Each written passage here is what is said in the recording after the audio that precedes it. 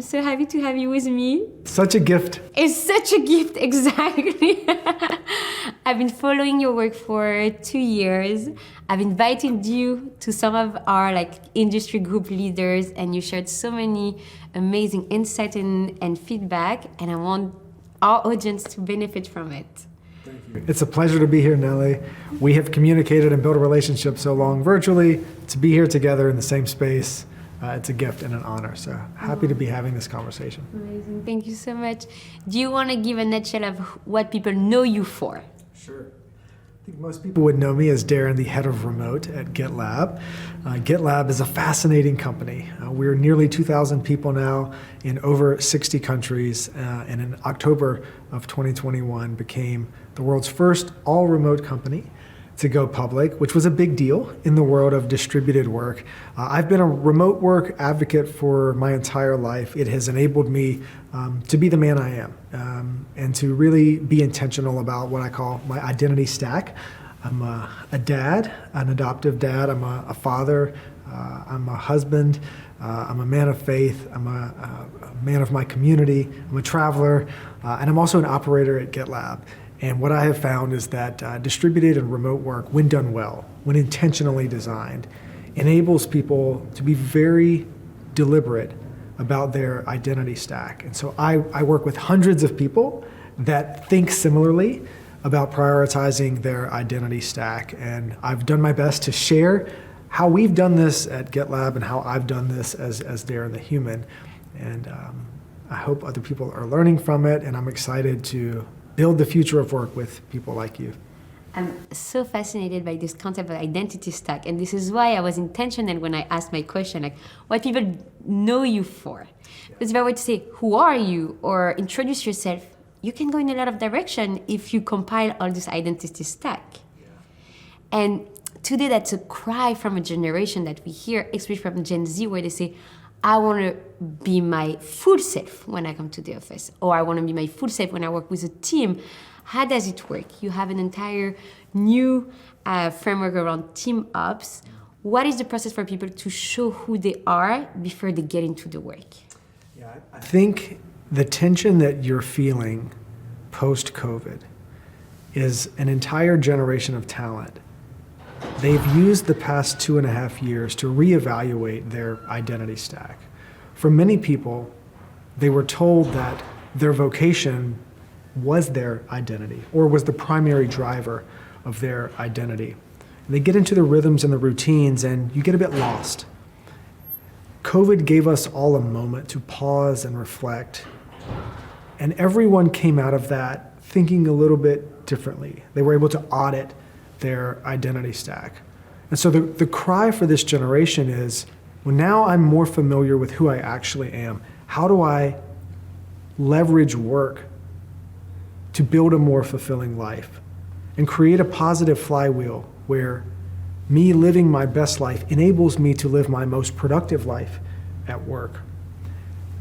The tension comes from organizations that were still built for a pre-COVID world, where they didn't have to recognize that this was a thing, that they didn't have to build systems to enable this type of thing. And many organizations are grappling with this, and they don't want to recognize the truth that a tremendous amount of re-architecting will be necessary to truly build the future of work. It's no small thing. For many organizations, remote work was a policy. They just allowed you to work from home, and so there's this misconception that, oh, we allowed people to work from home. It's just that at scale. It's not that. It's a complete re-architecting of operational principles and designing and rebuilding infrastructure, organizational code, if you will, that enables people to plug into the organization and contribute in new and different ways, regardless of where they are on any given day. So there's some amount of responsibility from the organization to rebuild, to help people unlearn, to upskill. And then there's the responsibility of the individual to plug in and contribute and be their best selves, be vulnerable. There's it's a very interesting symbiotic relationship. And I think that in the years ahead, that tug will help us find the balance. So the future of how we work will need to allow people to create their own role and title And that's a new challenge. It's exciting. What this really is a global permission slip to do anything and everything related to operating a business differently. It has fast forwarded how we operate and how we live and the balance between work and life 10, 20, 30 years. It's a challenge. There's a lot to do, but it's still an opportunity.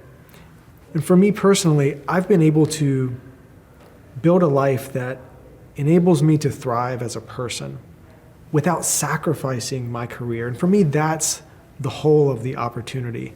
When you can distribute opportunity around the world and enable people to choose a home and to be home and work wherever home is for them, whatever home means for them, that's powerful. Home is a very powerful concept.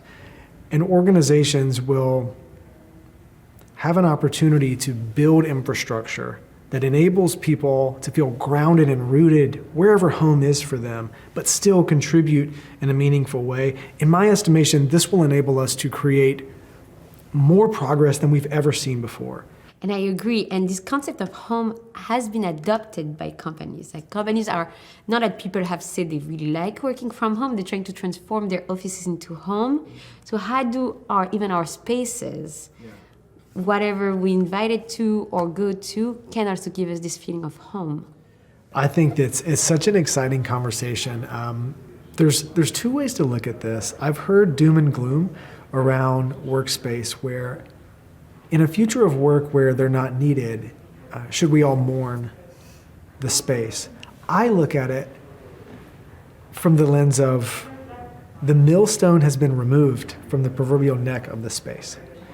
Instead of it needing to be used to do a very specific thing, it can actually do something much more. It can be more dynamic. We mentioned team ops earlier. It's a people practice that I've helped a team assemble at GitLab. And it's a series of methodologies and frameworks that organizations can put into place to enable people to plug in and contribute and make faster decisions. We really believe that decision velocity will be the metric of the future. If you can enable teams and people to make faster, more informed decisions, then you accelerate the rate of progress. And when you do that, people are happier, they're more fulfilled, and they get much faster feedback from their work that enables them to be better humans in every element of life outside of work. So it's very beneficial for the workplace, and it's also very beneficial for the person. But this tension you mentioned between work and home and life and work, this has been happening for a really long time. And personally, I'm an adoptive dad. I'm able to live in a place where I'm near family. We have our village. I'm able to plug in. We have an open adoption. I'm able to live near the birth mom. We can see each other frequently. This is what drives me. And work supports that. I'm so much more engaged with work because it supports those elements. And in a pre-COVID world, when people had to move, they had to uproot, they had to commute, there was very little that an employer could do to actually empower that level of connective tissue with who people are as a human. Their hands were tied. In a post-COVID world, we can use spaces to bring people together intentionally, whether that's new hires that are onboarding, whether that's a sales team for an annual sales kickoff. The point here is you can be intentional with the space so that you see space as something that should be honored. And it's a privilege to go there, and people understand why they're going there. And I think we'll see entire teams that are spun up to build in-person strategies. Before, you could just rely on everyone walking through the same door every day and serendipity would do its thing. In the future of work, teams will have to be much more intentional about many things, including an in-person strategy. I joke about this, but GitLab has one of the strongest in-person strategies of any company I've ever seen. And actually, most of the great remote companies I'm familiar with have great writing cultures and great in-person strategies and cultures. And you wouldn't necessarily think that, right? The remote teams would be the last ones to consider in-person, but actually, we're the first because you have to. Otherwise, these moments don't happen. And just like we're sitting here right now, there's just something special about intentionally being together, building culture, building rapport, breaking bread together. it matters. And spaces can be hallowed ground for bringing people together for really, really vital moments that are impactful for them in their personal life, as well as catalyzing a lot of great work after they go their separate ways. I couldn't agree more, and I'm so happy we're ending on that note because it's very positive and it's very empowering. This is what this is all about. I'm excited to build the future of work with anyone that's listening. I'm a big open source advocate. You'll see that in GitLab's documentation. A lot of it is trials and lessons that we have learned, but much of it is from other organizations who have been open and shared their lessons. This is very much a communal effort.